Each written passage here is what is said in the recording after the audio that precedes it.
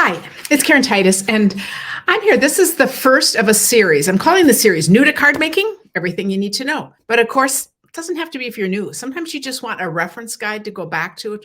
I get asked a lot like, what kind of adhesive did you use for that? How did you get vellum on that card? So this is meant to be a whole series that you can come back to and find quick answers. They're going to be short videos, but I'd love it if you have questions and comments and things you'd love to cover. The series can go on and on. So anyway, this is the first one.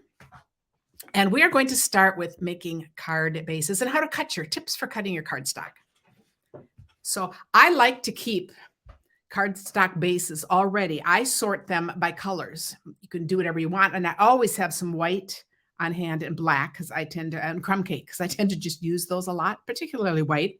But these are all ready to go. And it just saves your time when you are wanting to create. So the cool thing, a full sheet of cardstock, which is 11 by 8.5, will make 2 regular size cards here in the US. I don't even know what size they're called, but it's what I generally use. So this is the reference we're going to use.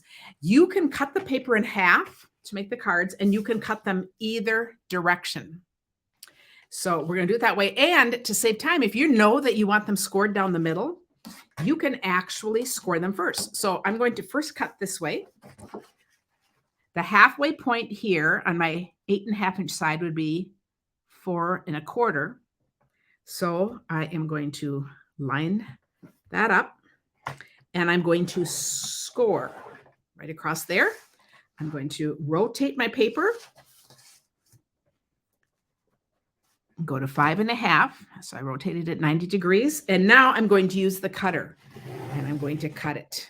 I now have 2 card bases that are scored. The mountain side, the part that's pushed out, is actually the side that's going to go on the inside.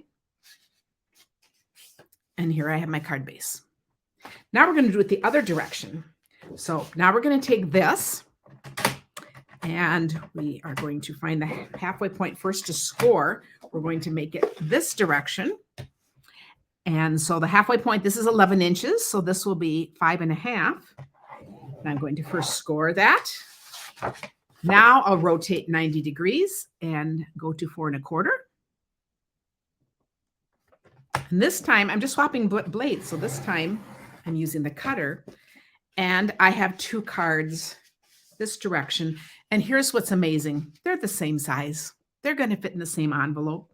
And they can, each one can orient. This can open this way or it can open this way.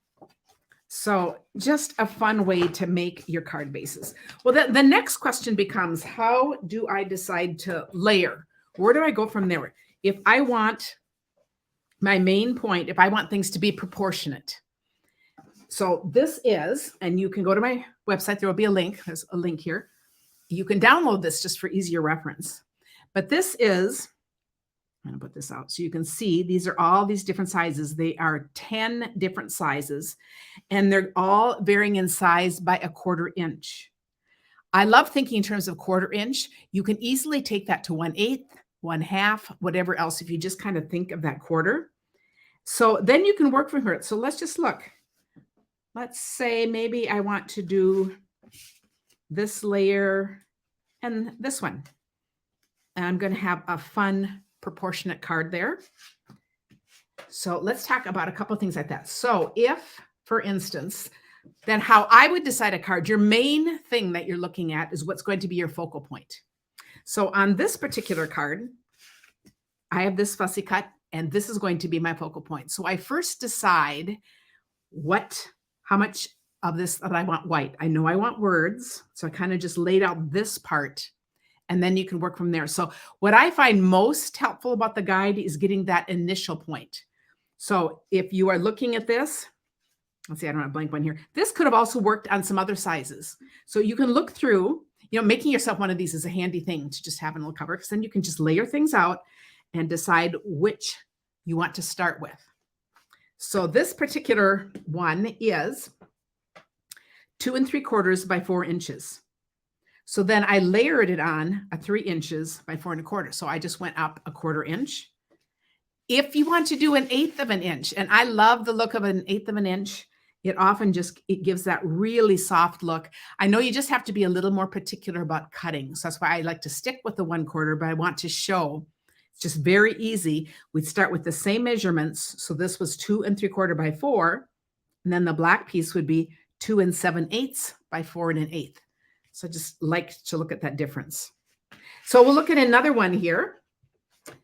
And let's see. So here I started with, I just pulled out a stamp set. And so I started with the words. I did this one first. I started with my words. And then I'm looking at my papers and deciding, well, let's see, it would work on this size. It could work on this size because I knew this was going to be even smaller. So by working this way, any of these would have worked. I ended up choosing this one. Then I did one the other way just to show the difference. But how fun is that? So I did my words first, then I did my image, and then I started going 1/4 inch up. So let's see. I'm not even sure what size. This small size is 2 inches by 3 1/4. And so then the other size here that I layered it on was 2 1/4 by 3 1/2. But I think it's so fun. And here's my other tip. If you have a little trouble getting things straight, cattywampus always looks great on cards. So if I took a card like this and I still had my pieces proportionate, okay, look how cool this is. You can keep changing things. So, there's just another little freedom tip there. But then I took these two. So here's my base card. I'll use this again. And I then use my next size down, which would be 4 inches by 5 1/4. I did this fern thinking of this first. I'm not sure it really works for this, but it's okay. It could go sideways. But I want to show the difference. So this is with a 1/4 inch again, but I also love 1/2 inches. So let's go down. If I go down a size, so I'm going down another 1/4 inch, and you can just look at the reference guide. So this would be 3 3/4 by 5. You'll notice you see a lot more of a border around here. So it's just kind of interesting. This is all just meant to play with. The guide is what will help you keep your images, the sizes of your paper aligned so that they kind of all fit the same. And then for the inside of the cards, I keep a stack of these on hand. I use either 4 inches by 5 1/4 or 5 inches by 3 3/4. So these are all set and ready to be inside the cards.